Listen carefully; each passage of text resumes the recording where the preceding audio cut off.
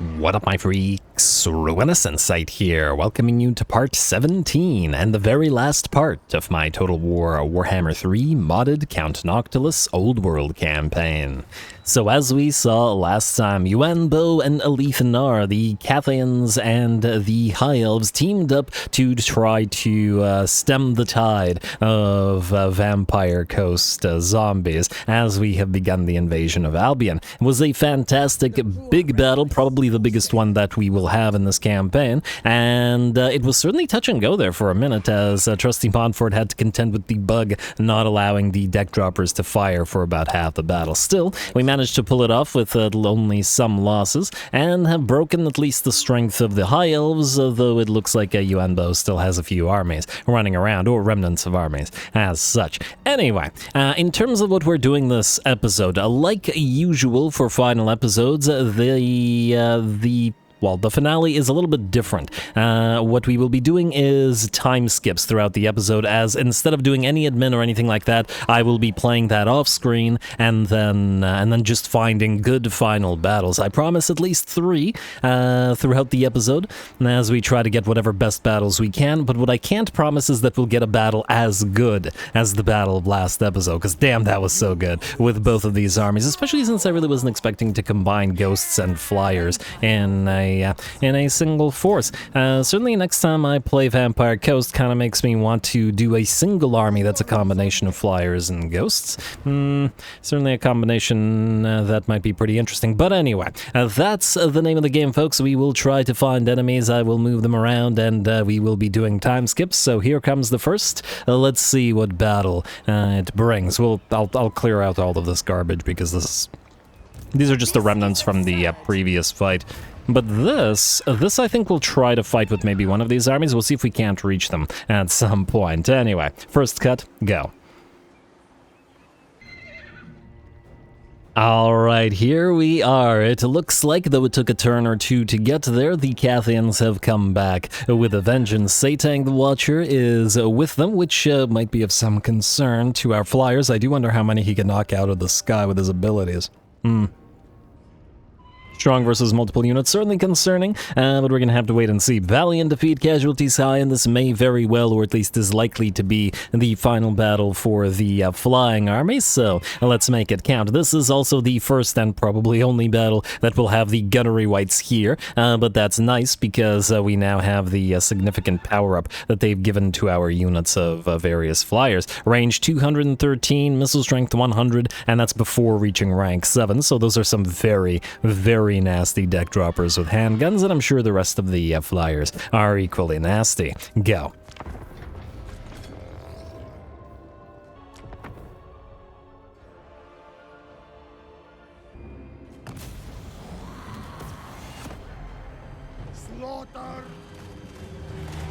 Alright, here we go. Time for Trusty Montfort's Bat Brigades to bring the terror of the skies to, I guess, one last army. The pistol variants are going to fly directly over the enemy army, while the bombers move in and start focusing down the enemy range units, and of course the handgunners continue to dish out damage. I believe the handguns have already killed off the enemy lord with a volley or two, and also I really like this lighting. Certainly allows the bats to be silhouetted very nicely against the sky. Anyway, the enemy's got 2 armies coming in as reinforcements, but until they get here, the rest of their armies are going to, or this single army is going to have to deal with a lot of bats by themselves. And they just don't have enough units to deal with it, even if they do have plenty of anti-air. There we go. Alrighty, and the bounce power has shifted to about 90% in our favor. Nice volleys from those bombers.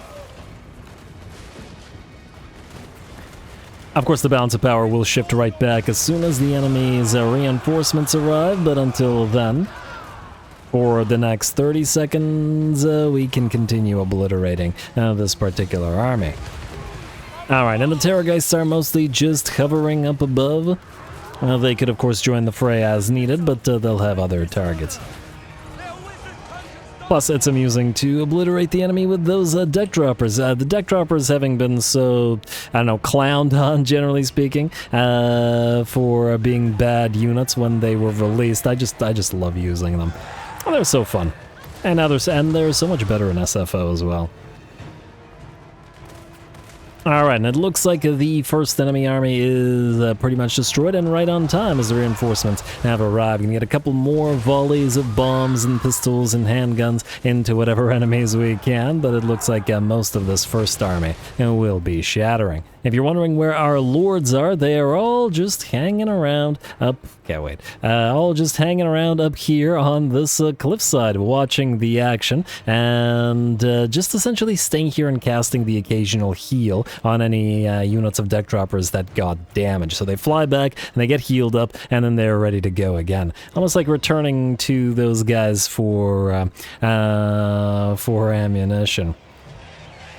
And ooh, Satang Watcher just got a nice shot out against one of our Death Shriek Terrorgeists. Well, good job to... Hey, okay, you need to stop that, bud. We'll have to deal with you with handguns right after we're done with that Celestial Lion. The Lion will take the first volley, losing about 25% of its HP to, I believe, 2 units of deck droppers with handguns, though it looks like Satang will fire back, but only knock one of them out of the sky, which means we should be able to bring it back up and heal it rather easily. Celestial Lion is pretty much done for and will in fact turn with... Are you still fighting with like 2% HP remaining? What the heck, dude? 83 HP and he will still manage to charge, eh?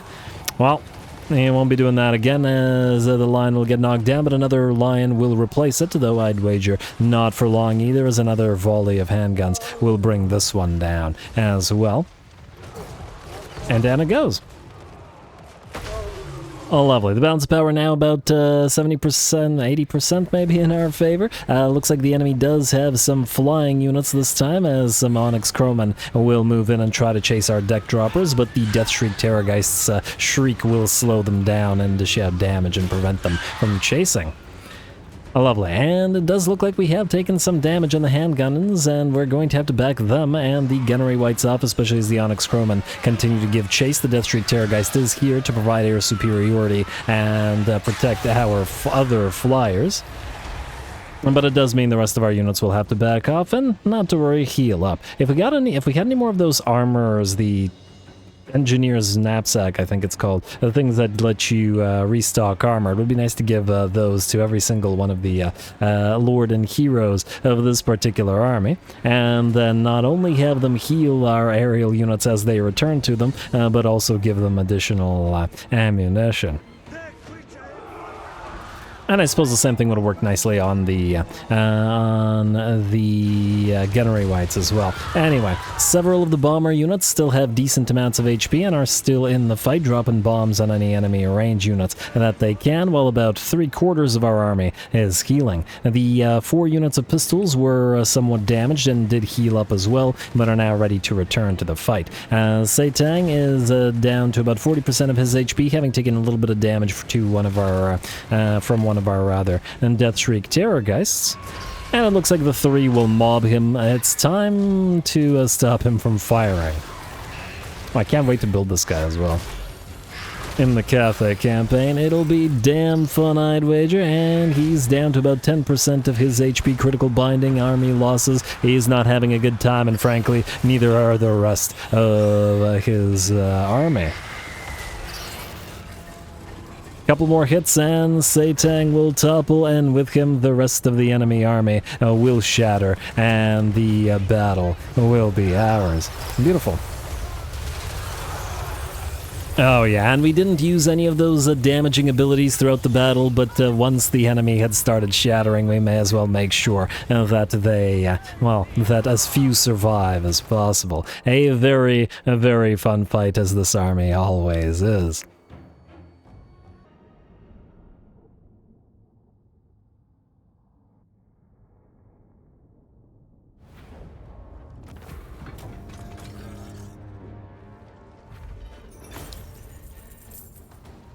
Ooh, alright, that was really fun. We finally got to show some of that proper aerial superiority, and our bombers absolutely dominated the tight formations of the enemy archers and crossbows. 70,000 damage on the Salt Lord Scuttlers here, 30,000 on Acrophobia, 66, and 27 on the on the other two bombers. The deck droppers with pistols probably did the least damage, but that's hardly surprising. They're, I think, a tier 1 unit, and really the only reason they're in here is for fun. Obviously, the army would be stronger with more bombers and deck droppers with handguns and terrorgeists, but why not have the variety? And still, they went between 10 and 15,000 damage, which is pretty solid. 13 to 23 with the Guano Gunners and the Crow's Nest dead shot leading. And the terrorgeists didn't do as much damage, although about 10,000 each is pretty solid as well. I also like that we were able to use our Vampire Fleet Captain and Admiral as essentially home base. Once our units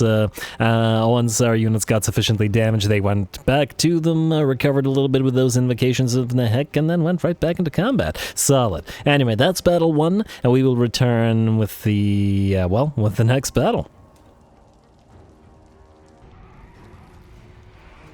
Alrighty, after a long time trying to hunt him down, Heinrich Himmler is finally found by the Crab Army. Now, his own army isn't anything crazy, it's just massive piles of zombies and then some Graveguard and such, but of course Himmler and Krell will be in there as well, and we got to give a final battle to the Crabs, right? They're just such a fun army, and they gotta enjoy themselves. One more time, here they go.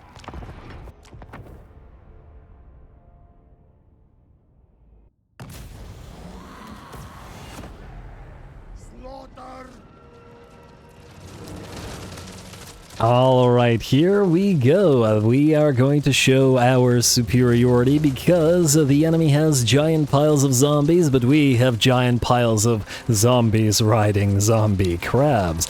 And that's just better in every way. So, the enemy's first army is deployed, and it's about 20 units of zombies here, while the more elite units will be brought together with Himmler in 10 seconds. Oh wow, these guys are moving on the field quick, aren't they?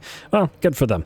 And good for them. We'll see how many of the enemy zombies remain alive at that point, though I'd wager it will be a fairly decent amount.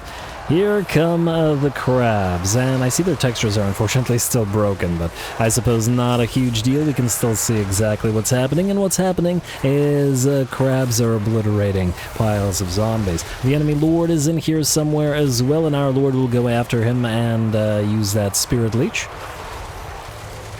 while the crab blunder takes care of thousands upon thousands of zombies. Although the enemy reinforcements are moving on and will be flanking us rather rapidly. Well, good for them, and good for them.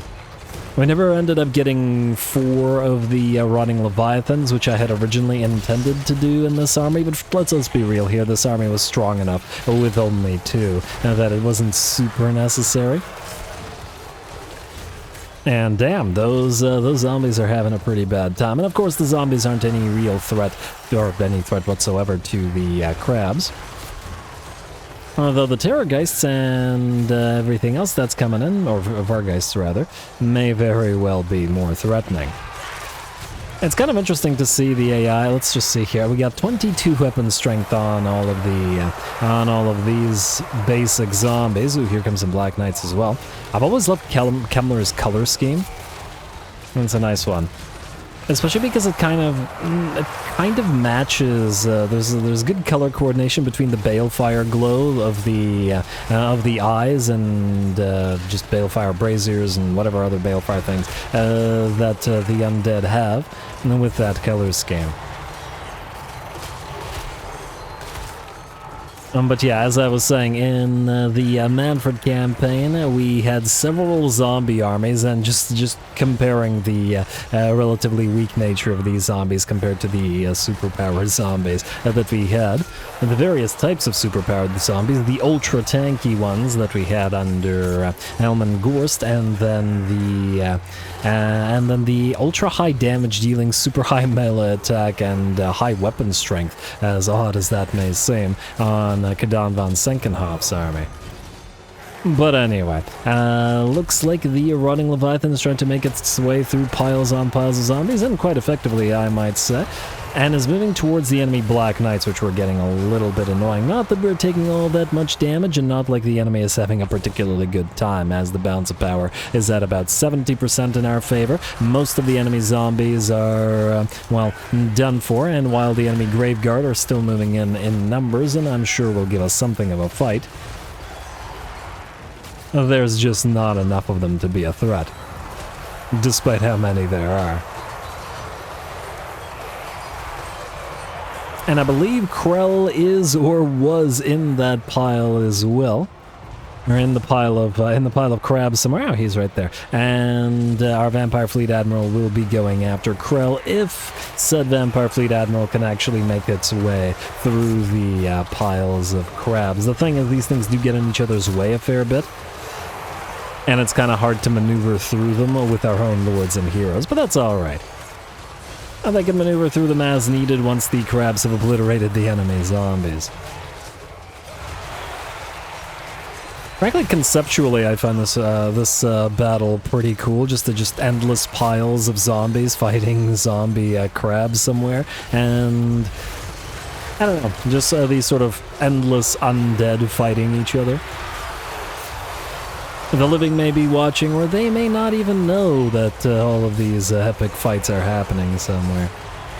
Alright, and we're gonna pop the Fog of the Damned just because we can. And because it looks cool. That's frankly the main reason. It's not like we really need to debuff the enemy to make them lose melee attack, although we do use it as soon as the enemy Graveguard have arrived, as they have brought some anti-large halberdiers, and we got some skeleton spears in there as well.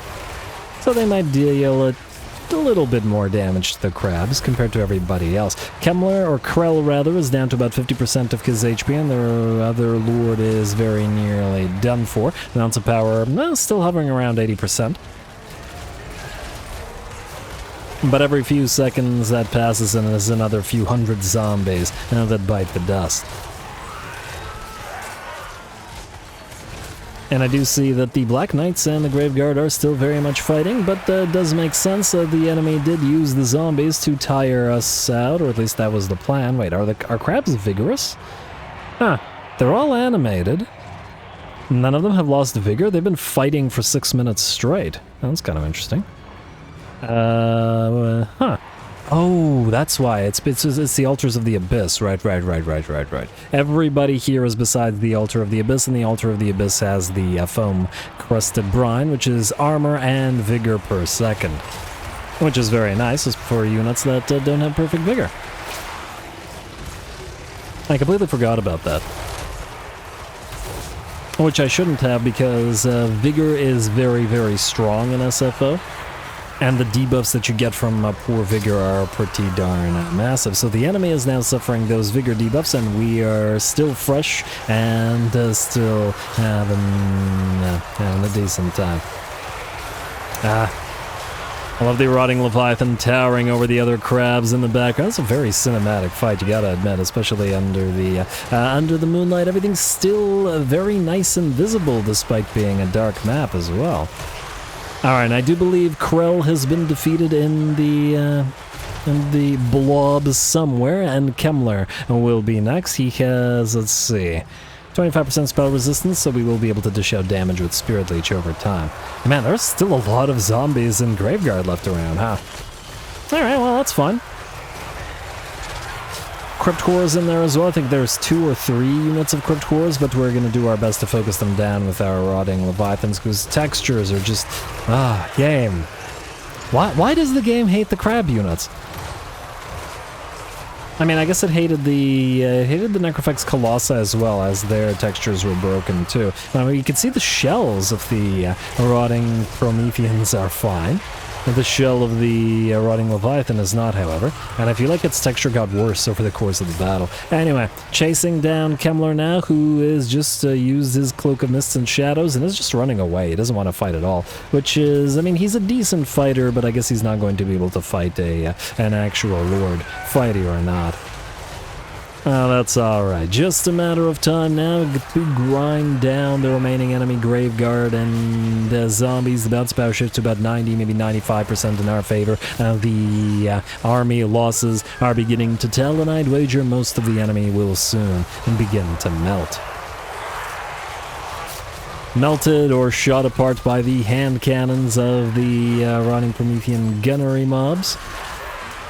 Or pinched apart or crushed by the Rotting Prometheans and Leviathan, I suppose it matters not. Alright, Gambler still running away. Come on, man. Unfortunately, I don't think we have any way to slow him down. I guess we could tide call him, but that's probably not enough, especially with his speed compared to the crab, which is relatively slow for a mount.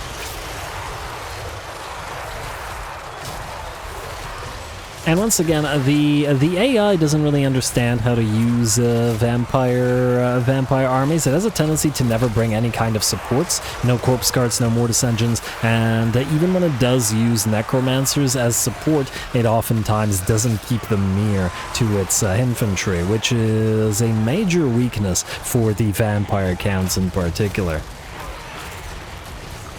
But despite that, I do love the vampire counts, and I do love playing against them almost as much. And generally, this might be a little bit too much like on zombies versus zombies, but because this is our crab army, which has, well, really no just direct zombie units, it's still a different enough battle and army for us to have had a lot of fun. And yeah, there we go. With that, the crab army carries the day. They chase down Kemmler for so long, but I think definitely worth it.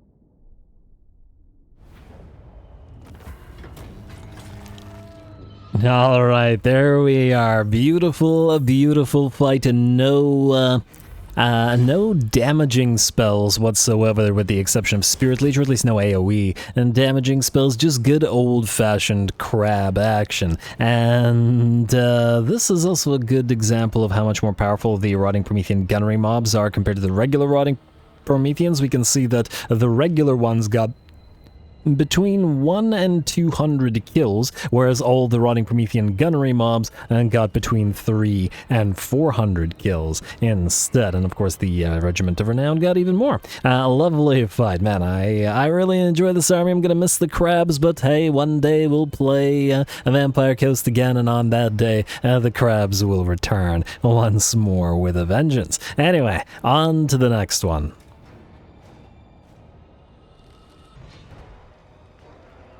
Alrighty, here we go. I've been really searching for something that I could consider to be a final battle for this particular campaign, a true sort of test for our army or armies or whichever. And unsurprisingly, perhaps Arian Stand, our legendary lord, who joined the community canon, kind of stole the show, as our community canon lords tend to do, just like Arathon the Silver and Talon in Himric's campaign. Arian Stand will get the big battle against Be'lakor. Valiant defeat, casualties high. Be'lakor's capital, with him leading it, and he's got a heck of a stat line on him as well. Tons and tons of monsters, monstrous infantry, aspiring champion, and of course the garrison itself, a hell cannon, chaos giant, dragon ogres, chaos knights, chosen and chaos warriors, aplenty. I don't know whether we can pull it off, to be perfectly frank, but I mean,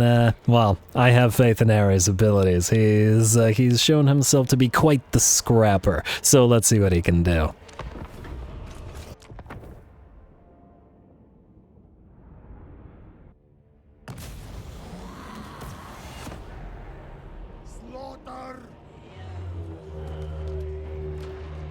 Alrighty, here we go. Arian Stand and his final fight, and I have no reservation in saying that this is going to be probably the best fight of this final episode. I mean, we're not going to find a better stack than this. And once again, Ares' army is still a tier 2 army. In theory, it's a rather weak force. In practice, though, well, we've certainly made a lot of enemy armies that thought the same suffer. Anyway, we begin with the artillery shootout to break the enemy hell cannon. Yes, we could have used the the face of death and summon zombies on top of it, but our artillery were able to take the enemy out just fine. Bellicor heads towards us and is slowed down by a combination of frostbite from our Ghost Helmsman as well as the Wraith Storm and Taunt, giving him a mere 24 speed, which when combined with the fact that he does get staggered by the range fire means he's probably not moving forward much at all. And down goes Bellicor before being able to achieve anything. That's certainly insulting. The rest of the enemy army is moving towards us, however. It looks like we've got an Exalted Hero and a Chaos Lord of... Chaos Sorcerer, rather, of Death in the lead. Both of them, I'm sure, will take at least a few hits, but unlike Bellicor, without the cannons firing on them and without Taunt on them to slow them down, they will probably be able to reach us. Alright, well, that's just fine. Ari will deal with them himself then. He's got that big old pole arm for anti-large purposes, and he can duel them while the boarding crew start facing off against the enemy Chaos Warriors. And man, armor and stuff-wise, the Chosen and the Chaos Warriors make the boarding crew look kind of pathetic in comparison. But oh wow, Chosen. But let's see. Let's see whether their stats match, though. We got 59, 54, so we have higher melee attack on our boarding crew, slightly lower melee defense. But once again, you got to keep in mind that we also have range fire, and we also have where is it here? We got the name of the ability. Now this thing, Damned Deadlight. So if these guys get sufficiently damaged, they'll get another 25 melee defense, and will generally get higher stats than the Chosen. Overall, of course, they won't get higher stats in the form of armor, as 40 is still pretty darn low armor, but, well, you can't have it all. Anyway, the enemy does vastly outnumber, so they're charging in with their knights, with their chariots, with their Chosen, and their beasts, their monstrous infantry, while the Marauder horsemen support, and all we can do is try to hold back the tide of chaos. We are starting to take a little bit of damage. We can see about 80% HP remaining on a lot of the units here. And damn, the Chaos Knights with those Chaos Steroids make our units look absolutely minuscule by comparison. But that, I suppose, doesn't matter over much, as long as we can bring them down. If we had a few more boarding crew, we could have kept them back and had them fire over the heads of the other boarding crew in order to bring a few of the taller units down faster. But unfortunately, since we're outnumbered 2-1 here, every single boarding crew unit is needed to hold back the enemy. Especially, and not just the Chosen and the Chaos Warriors, but the monstrous infantry, the manticores, the knights, anything that can get through to our artillery over in the background, like, for example, this manticore, which we did send one of the zombie pirate gunnery crew, the zombie pirate boarding crew mobs to surround.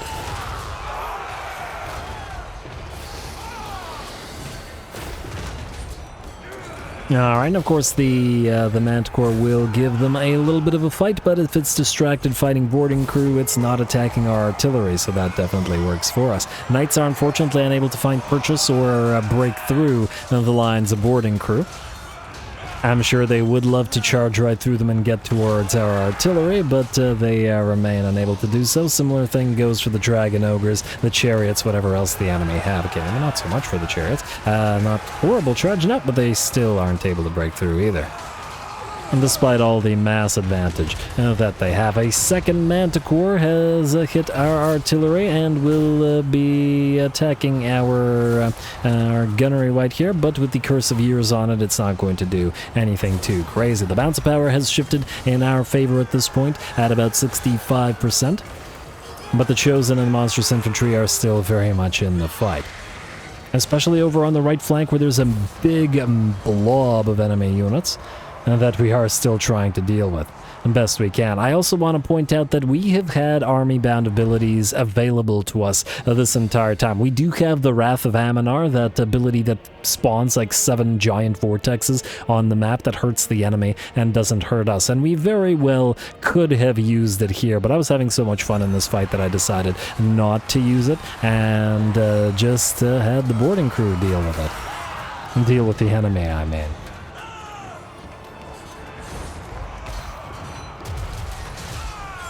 I suppose if it had started, you know, taking a turn for the worse and we were getting completely obliterated and overrun, maybe I would have used the army-bound abilities, but doesn't seem to be needed as the boarding crew are valiantly holding the line. Oh, curious, how much damage have you been able to do? 10 kills, 8,000 damage. Well, more damage than they usually get, which is usually very, very little, but still going to be nothing compared to the boarding crew. 30k, for example, in the Pittsburgh Pirates. And the bounce power, well, still hovering around 70% in our favor. Going to be a little bit of a difficult time actually forcing the Chosen and the Chaos Warriors to flee the battlefield. And even while some of them do, the rest of them will probably rally, like those trolls, which we did see off at first, and then they have come right back. Alrighty, more enemy units are moving back in. We've got the right flank units still in the fight. And the enemy is still attempting to break through, with, of course, Ari always where the fighting is thickest. I believe he defeated 2 enemy lords and heroes, and then started moving to fight the manticores, and then to fight the monstrous infantry, the knights, whatever he can. Laying in with that halberd, and probably doing a pretty good job of it. He's got 5 kills and 10,000 damage, not too bad.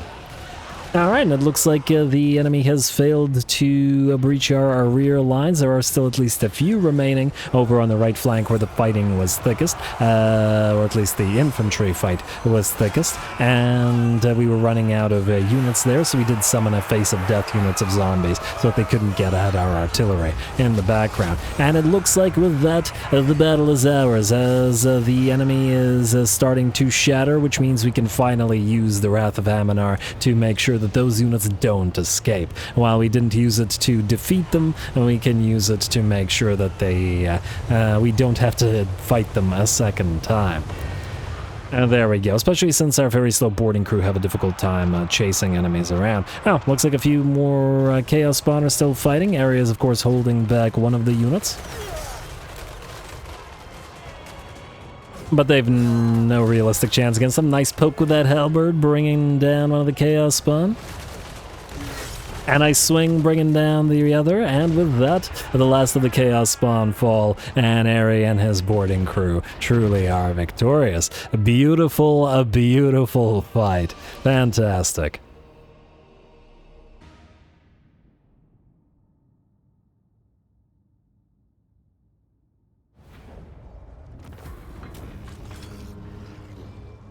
Ah, there we go. Was that not a fantastic fight? That was definitely final battle worthy, and damn, wait, is that a bug? Nope, that battle took Ari all the way up to rank 50. Huh. Maybe a bug, I don't know, but, well, he damn well earned it. Not that he'll need it anymore, as, that was definitely the hardest battle we'll probably ever fight. And this campaign, well, I mean, last episode's battle was also super hard as well, but this was only a single army facing off against Be'lakor and all of the elites, and still his boarding crew. Hell, the Corpse Face Corps, the Pittsburgh Pirates, Waterlogged Warriors, Drunken Sailors, and anybody else named in this army? I think not. Okay, yeah, and just the boarding crew, which is appropriate since that's the sort of main thing of the army.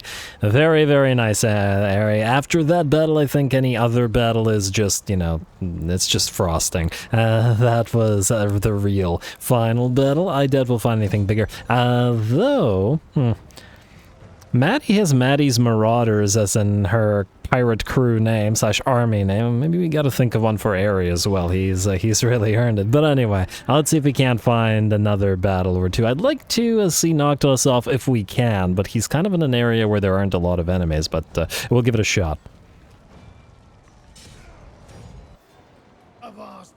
Alrighty, I did promise a battle for Sam the Clotter and his animated Hulk, so we'll see if they can manage to pull this one off, as they will be facing off against a lot of enemy range units, including a bunch of blunderbusses here of the Chaos Dwarfs Black Kraken Armada. Let's see what we got here. Alright, they do got a massive pile of laborers as well, which we shouldn't concern ourselves with, but the blunderbusses will be a threat. And we also got to remember, while the laborers are tier 1, but frankly, so are our zombie pirate deckhand mobs. They're only present in this army, and, well, they're rather weak, but they're here to work together with the various ogres. Let's get to it.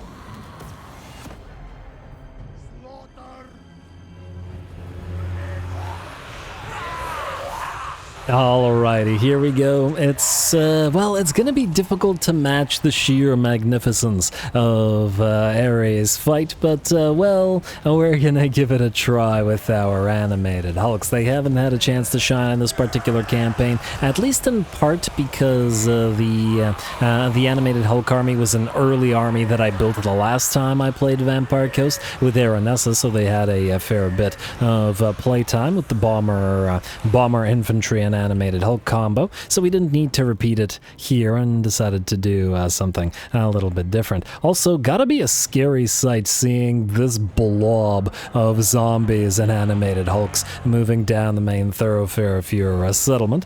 It's moving very, very slowly, but this is an inevitable tide of undeath.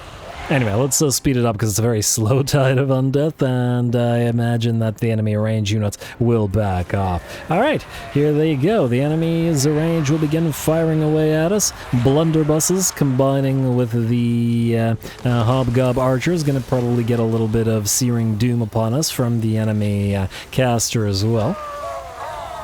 Here and there, which is definitely going to be a big threat to our zombies, and this army is so hilariously slow. Because the animated Hulks have to keep pace with the zombie pirate deckhands mob, which have 18 speed on them. Good lord, that's slow. No wonder. But that's alright, they're here, and the leading units will begin their charge. And surprisingly, the blunderbusses didn't run, and they definitely should have, as, well, the blunderbusses are going to be the deciding factor in this particular battle. There are 4 of them. And the longer they fire into the blob of our units, the bigger chance the enemy has to win this fight. This is, after all, an untested army with a no veterancy. And not so much in the way of levels and all that stuff, but, well, animated Hulks are a deceptively good unit.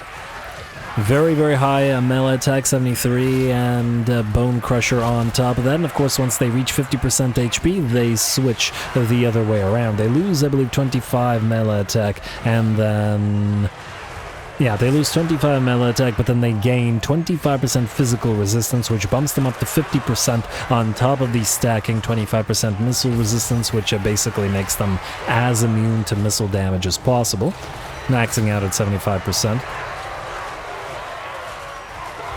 Actually, though, I'm not entirely sure whether the max works for 2 different things. Well, I guess it wouldn't, so they could still be more resistant. But it is still 75%, but I guess if it was 75 and 75, it would have been more. But anyway. It should be enough, at least I think so, though we do have to be wary of the sheer amount of range fire that is coming in. Unfortunately, I always forget about this map. The stupid... I don't know, pipe, whatever this thing is, refinery pipes, whatever, we can't really do anything with the camera, as the camera goes over them like this instead of under here, which is where the main fight is, which is a bit of a shame because it's kind of hard to get a good angle and see the entire army fighting. But hopefully they'll be able to move past this place and then continue fighting elsewhere. Well, I guess this angle's not too bad. Anyway, lots of enemy hobgobs to work through, and the occasional Chaos Dwarf in there as well. The number is pretty lorefully appropriate. And the arrows just keep on coming down, with we can see plenty of arrows in the units of animated Hulks. Frankly, I'm not entirely sure which of those arrows are from the enemy and which are from them, just generally speaking, as in part of their models. Not that it matters over much. Alright, still working our way through the enemy. How's the enemy ammunition looking, incidentally? Okay, so they've used about 30%. We've got the reinforcements arriving as well, which is going to continue blocking us off. I also got to point out that we have little to no mana in this particular army, or at least not enough to be repeatedly casting stuff, which means we don't have damaging spells or anything like that. I mean, admittedly, we do have army-bound damaging spells, but, well, we can use Tomb Swarm, but... no need to use Wrath of Ammonar. If this army has Wrath of Ammonar, I don't remember. But actually, I think this army doesn't have it anyway. Unless I'm mistaken. Oh, actually, no, wait, maybe it does. I guess we'll see when the enemy runs. As in, should we defeat the enemy, then we can use any damaging ability we have on the enemy to make sure that the runners all get destroyed. Especially since the reinforcing army that we saw coming in a few seconds ago was an army that would have been outside the settlement and thus needs to be destroyed as much as possible. Anyway, big old brawl still happening. Tactically, this is... well, there's not much to say about this particular battle tactically, as it's just the animated hulks brawling their way through the enemy. We'll watch it for a little bit more, and then I'll probably speed it up a little bit, because there's only so much we can watch of the same animation, essentially. It's got a few more nice hits in there. Of course, our admirals and fleet captains, of which there are 5 total in this particular army, are in the lead as well, so I imagine they are absorbing a decent amount of hits for both the animated hulks and the piles of zombie deckhands mobs that are fighting at their feet. They're kind of hard to spot down there because they're tiny, but they're down there and they're helping with all of those pole arms. And the Tide of Skill, the Regiment of Renown, is in here as well. There they are. I wonder if they're doing anything. They might be having a difficult time actually getting to the enemy. 37 kills. Something. Probably a lot more on the animated hulks. Yeah, we got 95 on these guys. We got 76 on these guys. 129 on these guys. The ones in the lead are, well, in the lead. They're physically in the lead and they're killingly in the lead.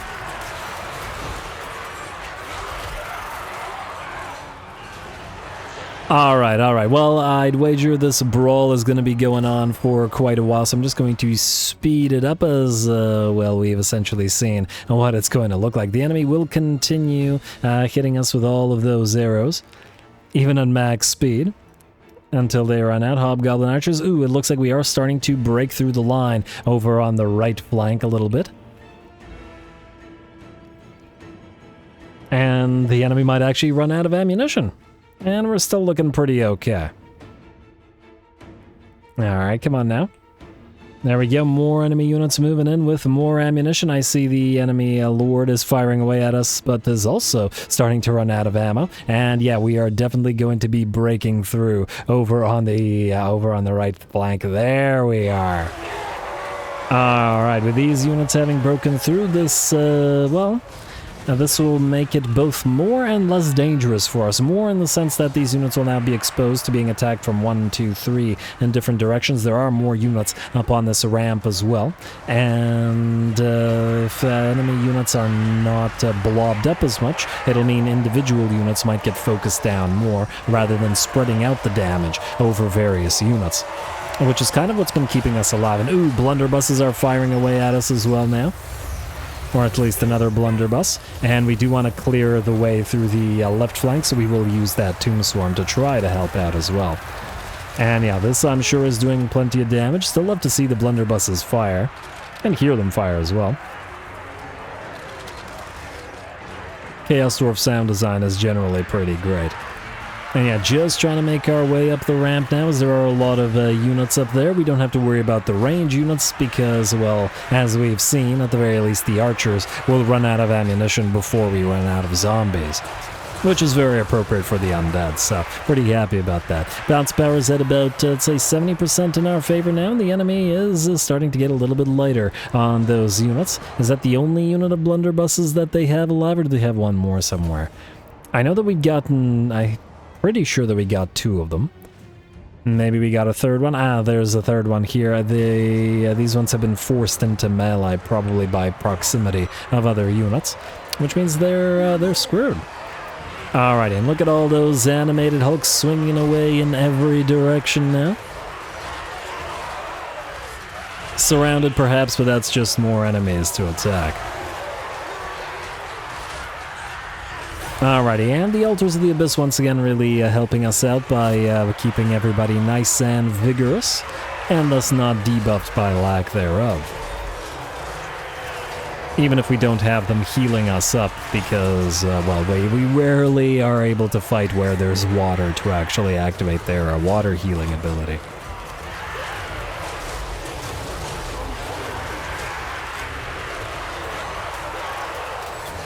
Alright, not too much else to say, and we're more than halfway through the enemy troops, though I'd wager they'll rout or shatter long before we reach the entirety of their number. Alright, let's say a couple more hits and we'll speed it up again, as it's pretty clear that this battle will be decided in this particular brawl, and tactically probably won't change all that much.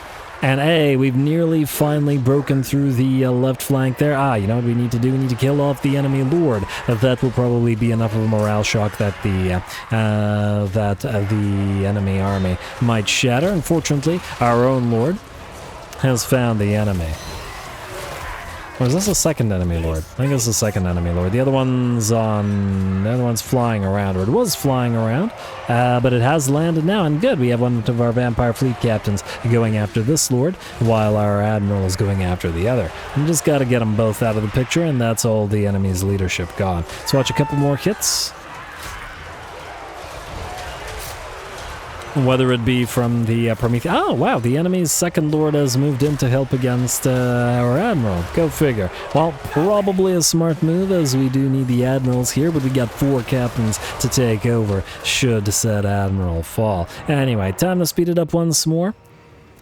Otherwise, it's like a half an hour full brawl. It does take a while to bring the enemy down, especially not using enemy or any damaging spells, but it works out quite nicely. Anyway, looks like the enemy lord is pretty much defeated. If the enemy didn't want a straight-up duel, we got a vampire fleet captains to help out with that and kill off the enemy lord. The bounce power shifts to about 90% in our favor, though several of our units of animated hulks are pretty low in HP as well. Enemy lord drops, and then one more enemy lord remaining, and the vampire fleet captains will head towards it, but said lord is surrounded in the main blob as well. With the enemy lord falling, it looks like all of the laborers and whatever chaos dwarfs remain will rout, and that means we can use our army damaging abilities to clear them out. And yes, we could have done this when the enemy was blobbed up here and probably killed, I don't know, 80% of them with that, but I really wanted to give this army a chance to actually brawl their way through and win it on their own terms rather than relying on magics bound to our faction. Nice little single fight for Sam the Clotter and all of his animated hulks.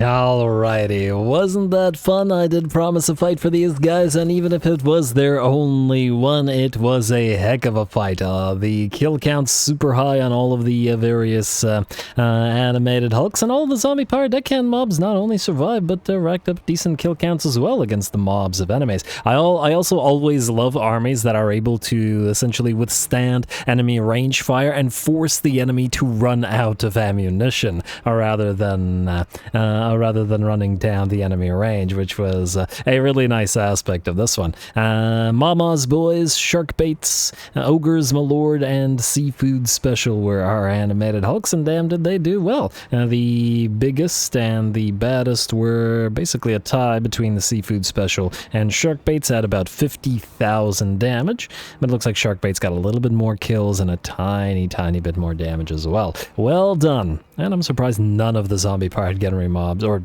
deckhand mobs rather, melted away, considering we didn't really have much mana, and thus didn't have as much healing as we might otherwise like. Anyway, we'll occupy the place. I was originally, when playing this, intending to capture the oil rigs anyway, which we... he moved twice. Which we did here.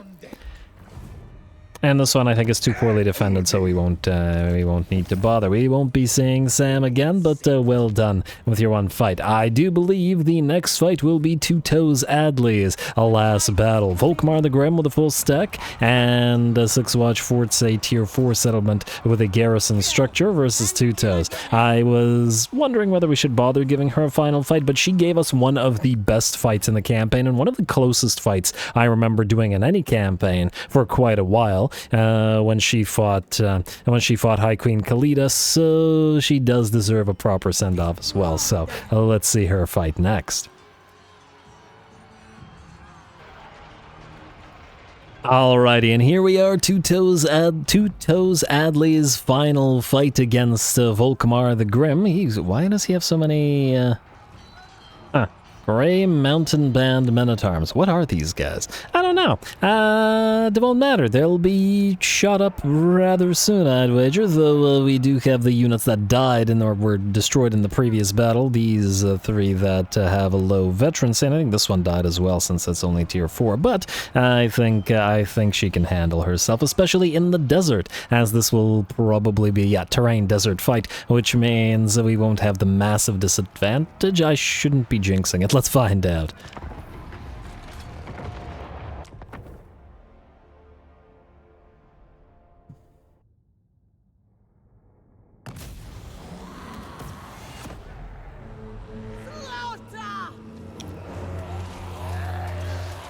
Alright, Two Toes Adley on field once more. We got a big old pile of enemies brought by Volkmar the Grim. Will certainly be outnumbered and thus certainly at risk of being overrun. But it wouldn't be the first time for Two Toes Adley. Once again, she gave us that Kalita fight, which was also in a desert territory, which is why I was concerned about jinxing it. But fortunately, this is a real desert territory. No oasis, no hills, and no trees to block us off. Man, Two Toes Adley got screwed by that particular battle in so many ways. But we have the advantage here. We have a bit of a hill to fire down upon the enemy from, and the enemy infantry are going to have a very bad time.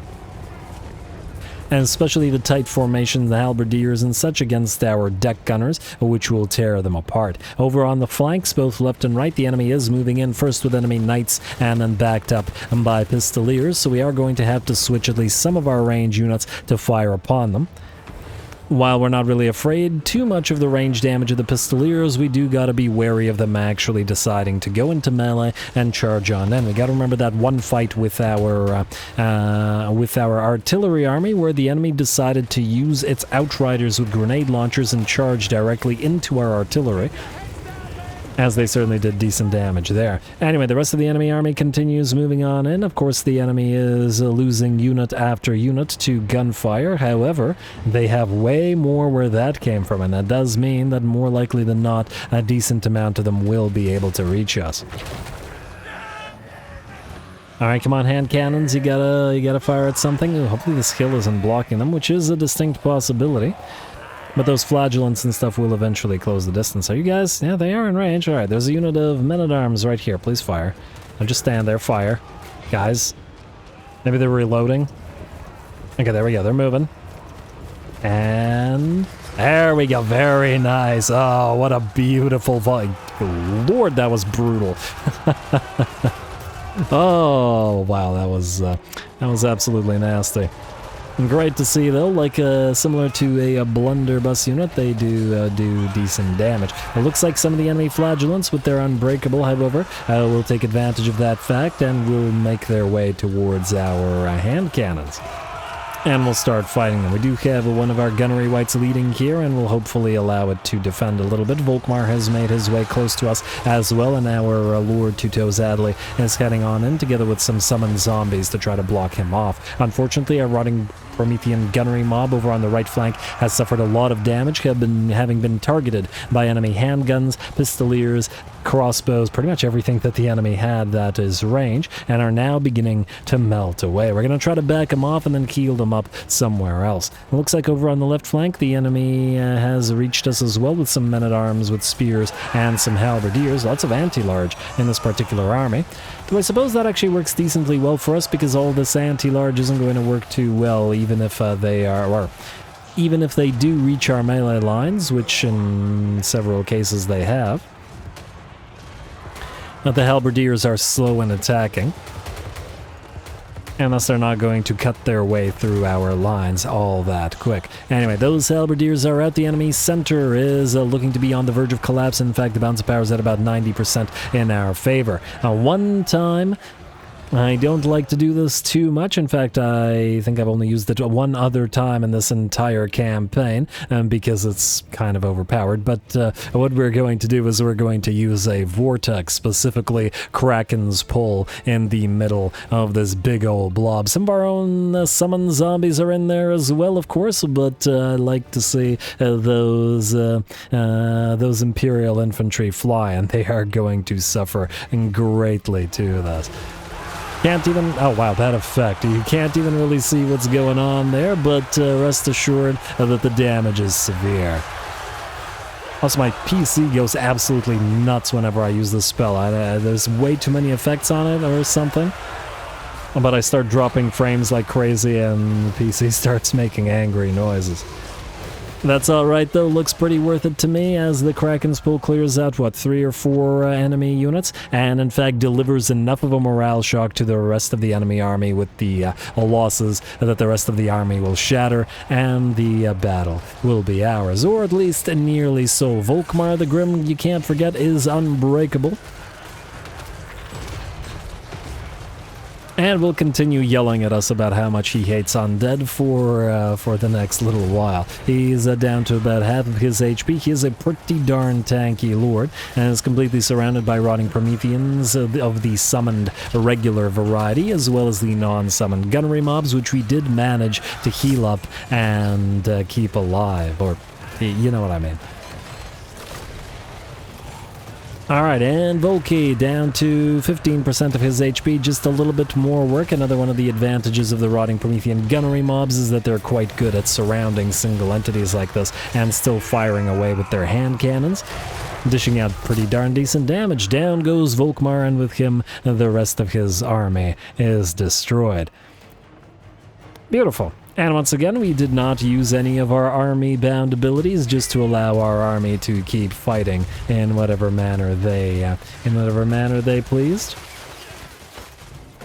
Beautiful. Oh, one of them survived. Never mind. Never mind.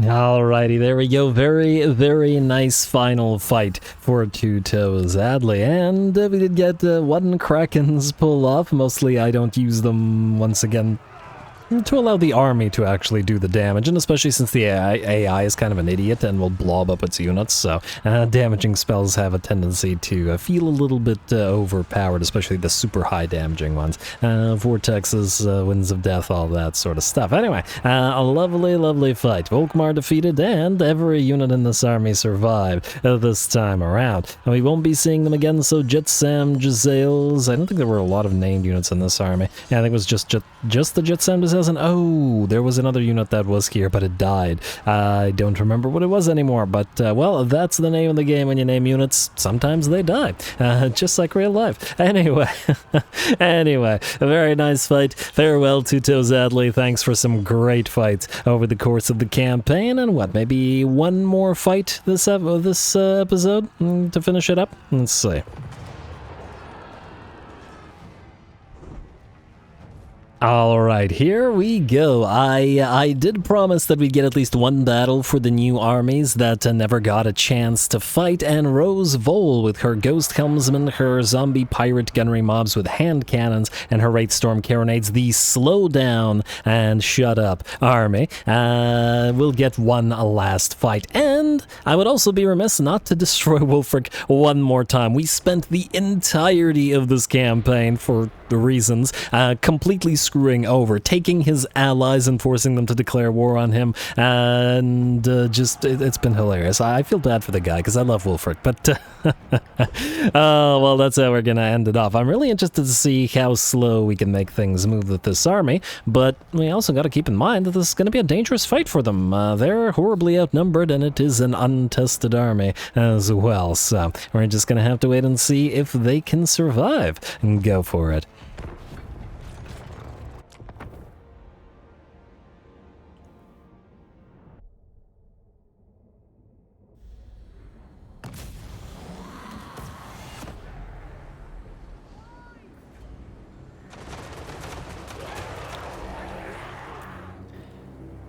Alrighty, here we go. Let's see if this army can pull it off. I'm a little bit concerned by the fact that this army was originally built to fight one-on-one enemy armies and not 3 or 2.5 or whatever we have here, which is going to be the big issue. There's also the major issue that Wulfric has stock on his mammoth somehow, magically, so we're going to have to deal with him suddenly appearing in the midst of our formation. And of course, Wulfric also has his Sea Fang ability, which is devastating to fragile zombies. Anyway, we're going to start the battle off with that good old-fashioned Wraith Storm bombardment via our Wraith Storm carronades, targeting the Maw Herd of Blood Fjord Feral Mammoths, as well as the Soul Crusher War Mammoth. The enemy did deploy very far away from us. Unfortunately, we got massive range on our carronades. Unfortunately, the Wraith Storm carronades don't quite do as much damage. I think at the current time they do about half as much damage as the regular carronades, but they do go through that physical resistance since they do magical damage. And these guys have toward this big boy has 25%, so not too bad. At the very least, the big old mammoths will be crushed. The Soul Crusher will be crushed before it gets to us. Very cool model, though. And down it goes. Alrighty, the sniping carronades continue. I can't even see where their projectiles are sometimes, just see the explosions coming in, which is pretty neat. Unless there's something broken about their projectiles and I can't see them anymore. Let's see if they're still firing them. No, they're still firing them. There they are. Guess they've just been smacking into the enemy fast enough that it hasn't been a big concern. Anyway, do summon the unit of zombies out here. Why randomly out here instead of defending our army? I was hoping that, I wanted to say Imric, Wulfric would be right in the center of his army, but he's not. He's over on the, kind of the side here, and unfortunately we didn't spot him. If we had, I was going to use the cannons to try to annoy him. Anyway, if we can't fire on Wulfric, we can fire on Mr. Henrik Torjussen, who will be pretty much destroyed. Oh, he's on a chariot. Yeah, that's a big old target, unfortunately. Not quite as big as that mammoth, but big enough to bring down with decent ease. And the Wraith Storm carronades still work decently well enough as sniping units. There we go. Down he goes. Wulfric moving unimpeded by our range fire, unfortunately, but whatever. Anyway, I'm going to speed it up while the enemy closes the distance. There is another chieftain out here. I guess all the chieftains, save Wulfric himself, will be dead by the time they get to our army, but I am curious to see how our range units fare, as, yeah, we are definitely going to get overrun here. There, even with the damage that we've dealt, it was only the single entities, and there are just so many infantry. And damn, there's the Sea Fang moving right through that zombie-powered gunnery mob, and damn, down to 50 units on them. That ain't so great. Time to fire on Wulfric, though, who's down to 6 speed. Beautiful, and that's 6 speed without the speed reduction aura, the chilling aura that the Morngul Hunters have. And down goes Wulfric. Fantastic. Well, even if the rest of the army gets destroyed, it was fun to see him get reduced to mere 6 speed. I guess we'd be able to reduce him down to like 1 or 0 speed if the Morngul Haunter with the Chilling Aura was there. Pretty neat. Unfortunately, while that is true, and we probably could have used the 3rd Morngul Haunter in this army, there are just too many enemies here, which means they will be able to close the distance, and we're going to have to try to do our best to hold them back. I don't know whether we can manage to pull it off. Most likely we're going to have to just sacrifice our units of Ghost Helmsmen. because they can at least fight in melee to some degree, whereas the hand cannons simply cannot. And we are going to use our army-bound abilities here. We're even going to use a Kraken's Pull in the middle of some of the enemies, as once again, this army was not designed to be fighting multiple units, and thus we gotta basically use everything we can to try to hold them back. Look at that speed on the enemy infantry when they get fired upon, though. 4 speed on you, absolutely beautiful. And when those hand cannons hit, they damn well hit hard. And that's 4 speed plus the fact that the enemy gets knocked back by their fire. Alright, unfortunately we are starting to lose the Ghost Helmsmen in fairly decent numbers. I believe 1 or 2 units have been destroyed at this point, and 1 unit is beginning to crumble away. Fortunately, a lot of the enemy infantry are in horrible shape as well. As we've seen both in this battle and in previous battles, whenever those hand cannons actually do get a volley, and it's a massive amount of damage. 120 units with 134 missile strength is pretty insane. And it does look like, though it was close and we were very much overrun, I believe 3 of our units of Ghost Helmsmen have been destroyed. We do just manage to pull it off as the enemy suffers enough damage, all of their chieftains having been brought down for us to win the day. 4 movement speed, 4 movement speed, 4 movement speed. I wonder if that's the lowest it can go. No, this is just Stagger Shot and the Chilling Aura. We don't have enough Ghost Helmsmen to apply Frostbite anymore, unfortunately, but still, pretty darn good. A fun fight. I guess we'll never get to see this army fight a one-on-one battle, but hey, if it can win a 2.5 or 3-on-1, it can probably win a one-on-one pretty decently as well, wouldn't you say? Lovely.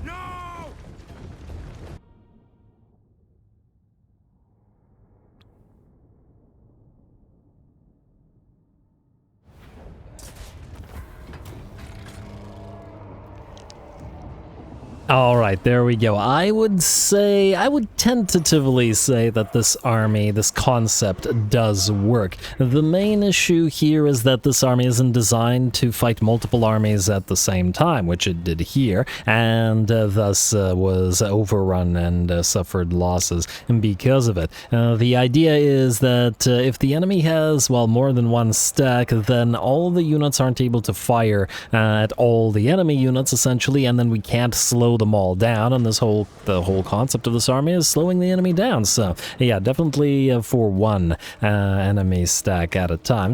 We still managed to pull it off against, what, 2.5 stacks, which ain't too bad, I would say. There's also the fact that we have no healing in this army, which, as we saw, Wulfric used 3 spear barrages to damage our units before the start of the battle, and he used Seafang to basically take this 1 unit of zombie-powered gunnery mobs off the map as well, which explains why they took so much damage. Still, a really fun fight with this army, and I just had to make sure that we got a chance to use it. Anyway.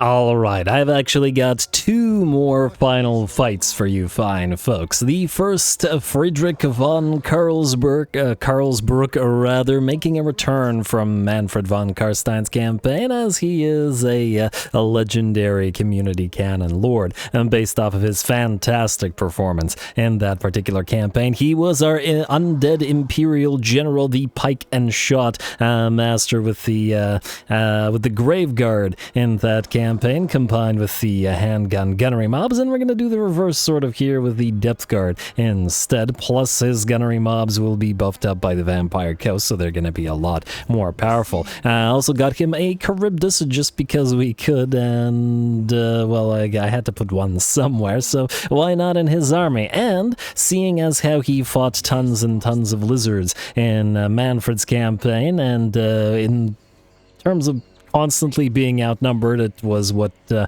of the things that made him a legend. We're gonna do the same thing here. Krokagar with a full garrison and a rather elite one from Conquest. So immediately we're gonna put Frederick in a battle where, well, he's going to have to fight to survive, and I'm sure that's just the way he'd want it. There we go, close victory and medium casualties, though apparently, despite the Depth Guard and Temple Guard and all that, still, at least the AI is willing to fight, so that is a good, it is a good indication. Anyway, now we have Torn Banner of Pilgrims, which gives Frenzy. I notice that the Charybdis does not have Frenzy. And why not? Let's Frenzy up the Charybdis, like so. Yeah. Frenzy up the Charybdis like so, although the immunity to psychology probably isn't super worth it. Oh, we have the Ranger's Standard, which could also be nice on the Charybdis. You, sir, do not have Frenzy yourself, but I think magical damage is probably worth more than the bonuses from Frenzy. I'm going to say actually the Ranger Standard might be the better thing on the Charybdis. Throwing bombs for some reason on the Bloody Reaver Deck Guard, and let's give the Torn Banner of Pilgrims... Actually, I just realized it wouldn't be useful on these guys, would it? Nah, fine, let's give it to the Charybdis. And the Frenzy, I mean. And then I guess to reposition the Gunnery White can have the...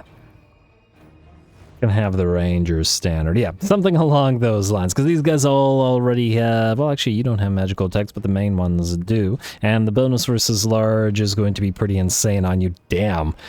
55 bonus versus large on an infantry unit? That's pretty crazy. I've never seen it that high on an infantry. But anyway, should be a pretty fun fight. A little more than 2 stacks with Croc Guard to lead them. And go.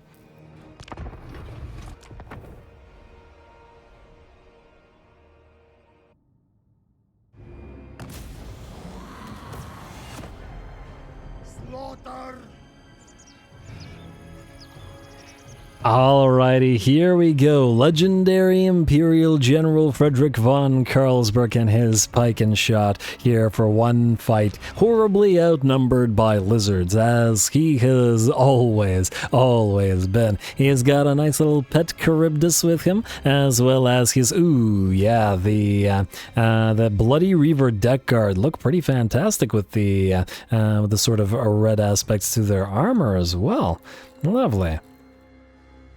Let's just see here. These guys still have the clothes, and I see, yeah, they've got some red elements to them. These guys have more, though. Just wanted to make a quick comparison. I love the way Depth Guard look. They're such a fantastic looking unit, and I'm sure they'll enjoy fighting together with their Charybdis friend. Too bad we can't make it an undead one, but anyway, there we go. Similar type of pike and shot formation as we did in the Manfred campaign, with the holes in the lines of the pole arms for the handgunners to fire through, and a couple of units of cannons and deck gunners there to help out as well. We don't have the war drum, the Cathan war drum that we did with Frederick von Carlsberg, well, same guy, but that we had in the Manfred campaign, but we'll just have to go with that. Anyway, Frederick will ignore the slan and face down the enemy warrior instead, a Saurus Scarvet, who will be a coward and call a pile of skinks to try to help out. Hopefully it won't matter over much, as I do believe that Frederick will outstats the enemy lord pretty darn severely here. Although I do wager they'll be whacking away at each other for quite the while. The enemy is relatively unharmed so far. Oh, and he's got his harmonic convergence. The slan is helping him out. But fortunately, Frederick is more or less unharmed so far as well, and has various ways to heal himself up and buff himself up should it come down to it. And if you're wondering why, we're getting a little bit of a cast on, and that is the Wind Blast from, I believe, Masamuni's Pride, which is Frederick's weapon here. Anyway, since the enemy has called to help, we can do so as well, and we're going to have our cannons start firing away on the enemy slan. Unfortunately, this is actually surprisingly good positioning from the enemy, as they do have the trees protecting them a little bit. Anyway, Frederick has brought down the enemy Saurus Scarvet to less than half of its HP, and will continue fighting, and dropping the occasional skink as he does as well, with splash damage. All the while our cannons support while killing or attempting to kill off that Slan. Definitely needed, since the Slan provides those spells, that harmonic convergence, to help out this Saurus. Anyway, looks like the Saurus Scarvet has been defeated, and right on time as the enemy army has arrived. And that is a lot of lizards. Hopefully we can hold them off. We do have plenty of depth guard here, and our depth guard are pretty darn buffed. Not to the degree, perhaps, that they are in Noctilus's army, but pretty decently nonetheless. Alright, here they come. And our deck guns will be in range rather shortly. We also have to be extremely wary of the salamander hunting packs. They're not going to be crazy threatening to our units of depth guard, but if they get a single volley off into a deck gunner unit or even a hand gunner unit, that unit will absolutely be decimated. Especially since the deck gunners have basically no HP whatsoever. So as soon as those salamanders get in range, we're definitely going to have to take them as priority targets. In the meantime, though, it looks like Krog-Gar has arrived and is moving in. We're going to hit him with at least one of the units of Wraithstorm Carronades, although he has lots of resistances, and by the looks of it, it's not going to do too much. The first of the enemies are reaching our lines, and Frederick is moving in to the rest of his army. Trying to focus down those salamanders as best we can, and one of them has taken severe damage from a combination of handguns and deck guns, but are still moving forward. Well, looks like Krog-Gar has lost about 20 to 25% of his HP, but it's not nearly enough, and he and Grimlock will be able to reach us shortly. I'm going to have Frederick and his pet Charybdis intercept Grimlock and co, and probably... oh wow, he didn't actually send him flying. Gonna get that hit in, and 2 hits in. You gotta remember that Krog-Gar hits very, very fast, and we can't let him do that too much, as he also hits very, very hard as well. So we're gonna back off a little bit to allow the Charybdis and the anti-large polearms to make their way forward. Alright, and what do we got? 0 in terms of defense, but the Charybdis hits pretty darn hard as well, 705.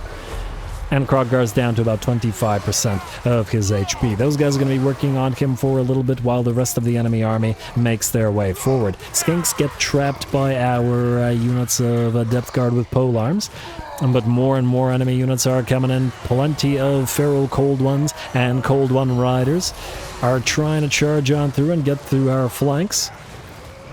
Best be trying to hold them off, and man, we are horrifically outnumbered here.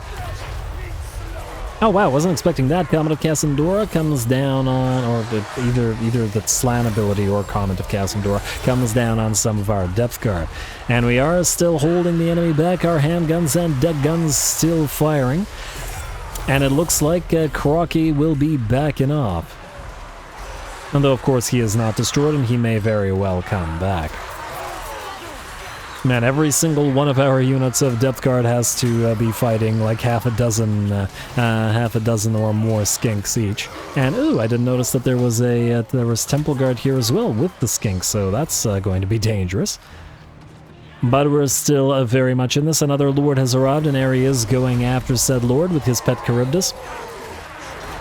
Though Ari has reached his healing cap after fighting Grimgor, as well, Grimgor hits, or Grimgor, I don't know why I said Grimgor, Krog-Gar hits very, very hard. Slan is moving in as well, and we're going to target it with our cannons now. Frankly, should have tried to knock it out of the picture a little bit earlier, but fortunately we hit pretty darn hard with our range, and should be able to pull it off. Alright, it looks like Frederick has defeated the second enemy lord. The Slan's about to take a bunch of volleys from those handguns and such, and there we go. Down goes the Slan, and all 3 enemy lords are defeated. They are still fighting over on the right flank and left flank, especially the Temple Guard, which are going to take a while to break through their leadership. But they are struggling quite a bit against the Depth Guard with polearms and are unable to break through them. And if they're not able to break through, it means they're not able to tie up our range, and the damage coming in is still very severe. Does look like one unit of feral cold ones managed to get around us and attempted to smash into our handguns and deck guns, but they did back off, and we do move the Bloody Reaver deck guard in order to block those enemies off and prevent them from chasing after us. Still in the fight, and oh, this is a regiment of renown? No, just a regular temple guard. Alright. Temple Guard's still in the fight. It looks like some Spear Riders are joining them as well. Or Cold One Riders, rather. But let's hope the Riptide Reapers continue to hold. I'd wager they will, however, as the enemy's center line has completely collapsed. The balance of power has shifted to about 90% in our favor. There is still an enemy Skink Chief on the field, firing away at us, but as our range units switch to firing upon it, it's probably going to have a pretty bad time. And now we have more depth guard moving into the left and right flanks where the enemy was still in the fight, but it looks like they have decided that they don't want to be part of this anymore. The enemy Skink Chiefs loses half of its HP and damage, and the rest of the enemy army collapses, giving the battle to us with basically no damage on our range units, and I'm sure we took a little bit of hurt on some of our polearms, but at the end of the day we were able to heal them up. And once again I decided not to use the army damaging abilities like the Wrath of Aminar, even though we definitely could have, because it was really fun to hold the hill and to watch the pike and shot work as they like to do. Beautiful.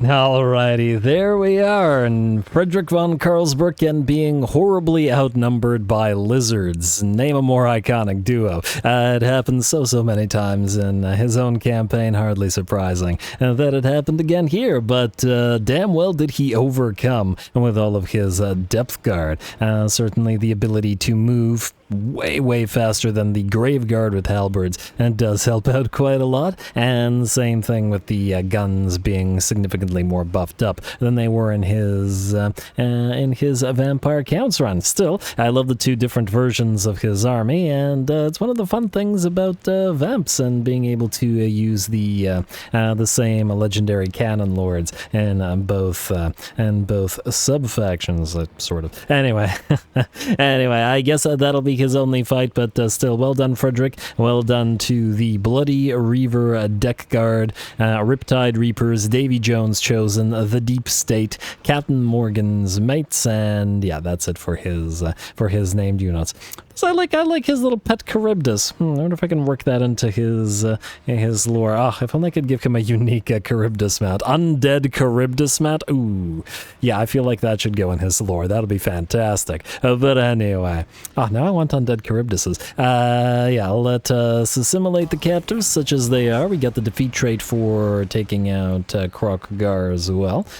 There we go, Sora Smiter, the 10 melee defense, 99 melee defense. Pretty solid. Love a rematch with Crocky, but alas, he wouldn't win it anymore. Alrighty. Goodbye to Krokgar. I believe that was that his only territory, or did I skip the other territory? Occupy. Alright, Enchanted Shield, there we go, Conquate, we don't need this, and we don't need the Pyre Gallows either, frankly, and yeah, there's nobody at the Bleakmore. There we go. Albion is pretty much ours at this point. We got the major fights. There's a Marcus Wolfhard still around, but his stag is frankly garbage and not worth our time. So, we will have one more final battle in this campaign, and I guess, or, well, I don't guess, Noctulus is going to have to be that final battler. Now, unfortunately, I was hoping that the dwarves here would sally out, but they decided not to. They were too cowardly. So, the way that we're going to do this is this. We are going to transfer to Penny Bootsnatcher here. Bootsnatcher, fantastic. We're going to transfer to Penny all of our Necrofex Colossi, and I'm hoping that with only the Depth Guard, the dwarfs will be willing to actually fight. Remains to be seen, of course, but, well, we gotta give it a shot. They're definitely too afraid with just the Necrofex Colossi. And yeah, I basically wandered around with Noctulus, just searching for a big old fight for him. Wandered all the way between, well, not episodes, but this episode. Wandered all the way from here, all the way to Karazakarak, and that's the best we can do. Other armies are kind of inferior and not worth our time. Too many Skaven slaves here, for example, etc., etc., etc. So, when we come back, one last fight.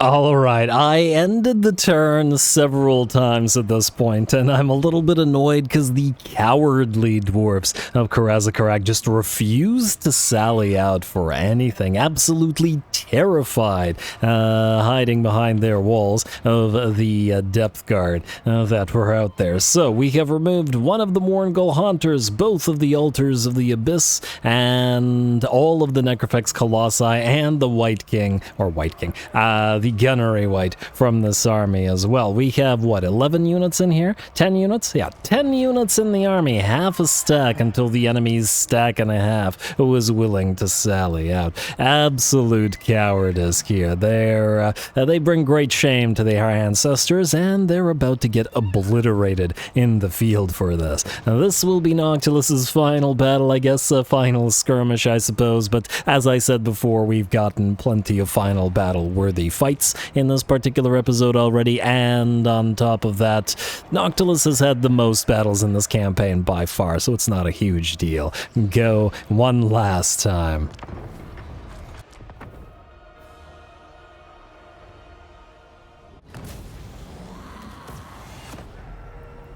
Meet your doom! Alright, here we go, the final fight of the campaign, and yes, I know it's a smaller one, but you know what? It's fine. We've had, what, this is the 8th fight of this particular finale episode, and we had 7 fights, 7 battles, every single one of which had 2 to 3 enemy stacks. I think only 1 or 2 of them had 2 stacks, and all the rest had 3. So, Noctulus wants to, he's special. He wants to be different, and he will instead face off against 1.5 enemy stacks with a half stack of his own, and let those depth guards shine and show the superiority of their armor and weaponry to that of the Dawi. Anyway, we're going to start the battle off with a little bit of a range shootout, the only range unit that we have, which is Noctulus on his Necrofex, firing away at the enemy gyrocopters, or at least attempting to do so, as the gyrocopters keep staggering him. That's kind of interesting, and also kind of irritating. It looks like the more effective method to get him to keep firing is to actually fire while moving, as it seems that he doesn't get staggered nearly as much in terms of his attacks when he does that. Go figure. Well, we're not going to win the battle that way anyway, so we're going to move forward, and it looks like this has annoyed the enemy army enough to try to head towards Noctulus as well, which frankly they should have done from the very start, considering they're the ones that attacked us and sallied out. And if you're wondering why I didn't attack this as a siege battle, it's because it's a special location and has the buffed up walls, which means the cinematic battle would not have worked as a siege battle, and we would have had to do a non-cinematic. But this is alright. I'd like to see Noctulus prove... Oh, you know what I should have done? I should have taken him off the Necrofex for this final fight, but I will. I'll get Noctulus to prove that he can take care of this without using or relying on the Necrofexes or the Altars of the Abyss or half of his heroes. So, yeah. Anyway, he's annoyed the enemy, and... Oh, wow. Now, why are you here, Gyrocopter, and how did you know to go there, is my question. And why did you go? Well, I guess there are only 2 locations where we could have been hidden, here and there, but that's still kind of annoying. But oh well, not a big deal. Makes sense that they would try to scout us out, and that's alright. It's not going to make any kind of difference to us, because we were going to head out and fight the enemy anyway. So, here's what we're going to do. All of our Depth Guard are going to head out, and we're going to get some nice duels going. Slayers with their twin axes versus one single unit of Depth Guard with twin axes as well. We're not going to have any heroes help. We're not going to buff these guys up. It'll be a good old-fashioned one-on-one. And there we go. First blood goes to us by the looks of it, as the Slayers did get slowed down, and we will get the charge in.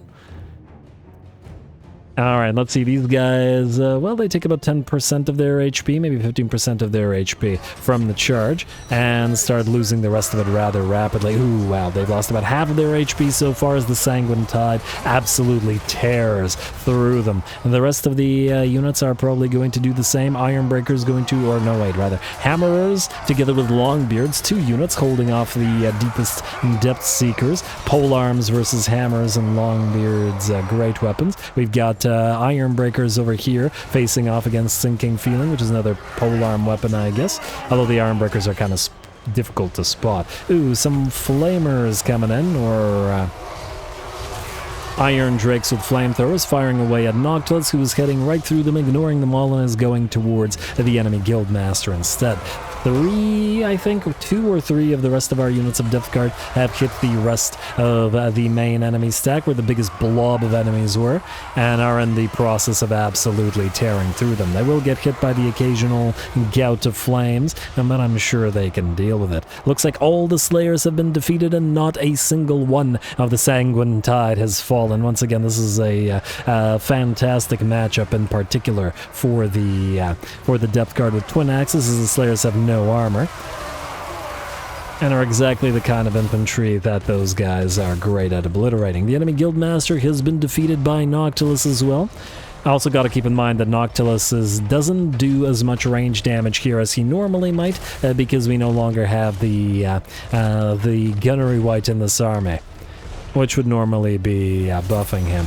Anyway, couple more units of Depth Guard are looping around the enemy army now, just to try to get those Flamers to stop firing. Not that they were doing a crazy amount of damage or anything, but they were being quite annoying, disrupting our formation and all that, and why let them continue?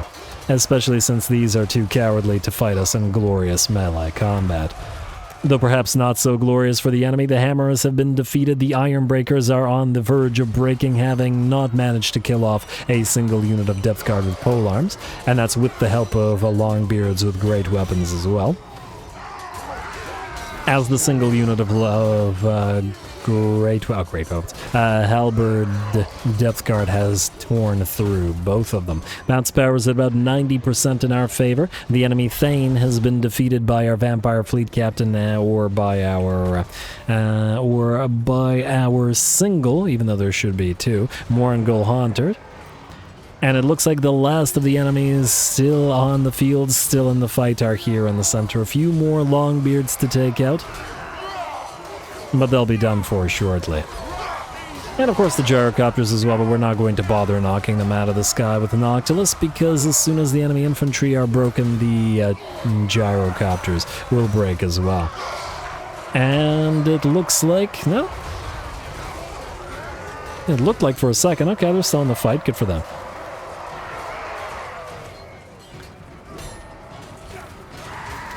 But yeah, it's pretty clear why they wanted nothing to do with this.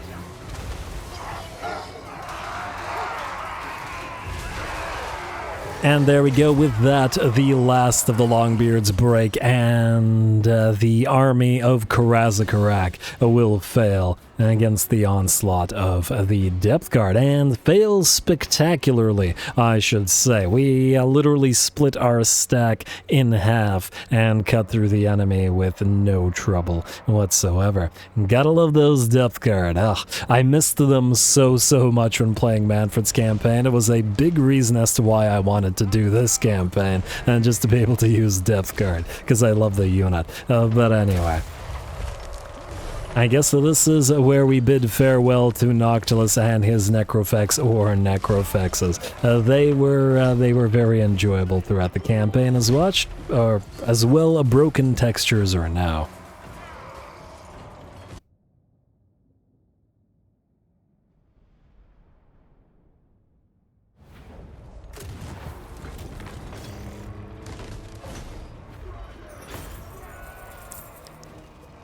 Alright, there we go. Obviously an absolute slaughter, and I guess we can see why the Dowie were just so terrified of the Depth Guard, who tore them to shreds like nobody's business. The Hammerers, the Slayers, the Iron Breakers, none of them could land a single blow on the Depth Guard there. So, fantastic work for all of them throughout the campaign. The Reapers of the Deeps, the Drowned Dragons rather, Sanguine Tide, Sinking Feeling, Deepest Depth Seekers, the Queen's Guard, and the Abyss Warriors. We bid them, and I guess we bid this campaign farewell, as that was the final fight. We had a lot of really good ones in this particular campaign. I think these sort of latter portion of this campaign in general, like a lot of the massive fights, the huge double army versus triple army fight last episode, the ghosts versus the ghosts and the Flyers versus the Cathians and the High Elves. We had, well, that fantastic fight in this episode with Frederick von Carlsberg, Bellicor also versus Ari. Our two legendary lords got some nice fighting as well. I would have loved to have gotten a final battle for Maddie and her fire-ish army as well, but, well, I couldn't really find a decent army down where she was, because between her and Noctulus, they pretty much obliterated everything that was down here that was remotely threatening, so it is what it is. We got plenty of battles, and to be perfectly frank, this entire episode took me, like, well, will have taken me pretty much the entire day to record and edit. Generally speaking, the finale episodes do take an insane amount of time and effort, and I always wonder whether they're actually worth doing, in the sense that they're, I don't know, like a nearly half a campaign full of recording and editing time just for that one episode. But anyway, it was a really fun campaign. We achieved everything we wanted. We got all the islands, and at the end we even managed to get the oil rigs in Albion as well, so every single major island on the map. A couple of minor islands that we ended up ignoring, but, you know, who cares? Yeah, sure, trade, whatever. And I think we missed one settlement on Albion, unless I'm mistaken. Let me just see here. Wait. Okay, everybody needs to relax and stop trying to peace out with us. Yes, we get it. We're strength rank 3, admittedly, but that's, well, A, it'll be Slaneshi factions ahead of us, and B, we don't actually own a crazy amount of territory, certainly not compared to Drazurat's campaign, where he owned like a million territories. Yeah, alright, Albions, outpost construction. Okay, so just... Oh, also, you. Give Noctulus back his stuff, would you? Hey, are you not able to select him? What the heck? Okay. Game, please. Please. It's the principle of the thing. He should end the campaign with all of his stuff. I don't know why it keeps dropping like a billion frames when I do that. I don't know, maybe there's something wrong with that particular hero. Anyway, goodbye. And wow, we took way more damage on that auto-resolve than we did actually fighting it. 43,000. Yeah, sure. Why not? Sakurazukarak. It's not like we were going to, it's not like we were going to keep it anyway. Anyway, as I was saying, we got the big old islands, all the Maelstrom. We ended up getting allies down here. We got the oil rigs down here as well from Sam the Clotter and his animated hulks. We ended up getting all of these guys as allies, so we got military alliances with all of this, and that protects the Maelstrom. And of course, we left the destruction outside of where we destroyed Aranessa and Sartosa, which was pretty good as well. Oh, we would have finished the Dragontooth Lighthouse, which actually not super relevant to us anymore, but yeah. And oh, just to finish up, let's make sure that the Hunts Marshal's expedition is destroyed. Like so. Oh, free banner of Eternal Flame. That could have been useful elsewhere. And yes, we do have one more minor little settlement here. Oh, please tell me you can break the... Okay, yeah, you can. I'm just gonna make sure that the last settlement in this place falls, and oh, you're gonna run away, so the faction won't be destroyed, but I guess it doesn't matter over much. Alright, go here. Man of Eternal Flame for Jacqueline. Faction destroyed. Hunts Marshal's expedition. It'll kill off one of our Mourngulls. Okay, fine, whatever, I don't care. Oh, it could be like that game, huh? One last parting shot, as it were. Alrighty, well, at least it wasn't any of Ares' stuff that got destroyed. Anyway, there we go. With that, Albion is complete, plus the bonus of the Drifting Castle, which is frankly, a pretty cool location. Up here, Bellicor is a starting location, and this would have enabled us to get a lot more money if we were to build it up with, especially with all of the back alleys and the income from all buildings in adjacent provinces. The adjacency bonuses would have all been helping everything out. Anyway, fun campaign, guys. Thanks for sticking with it. A lot more Warhammer to be had on this channel, as always, so stay tuned for more. Nothing else to say. All glory to the algorithm. and thanks for watching.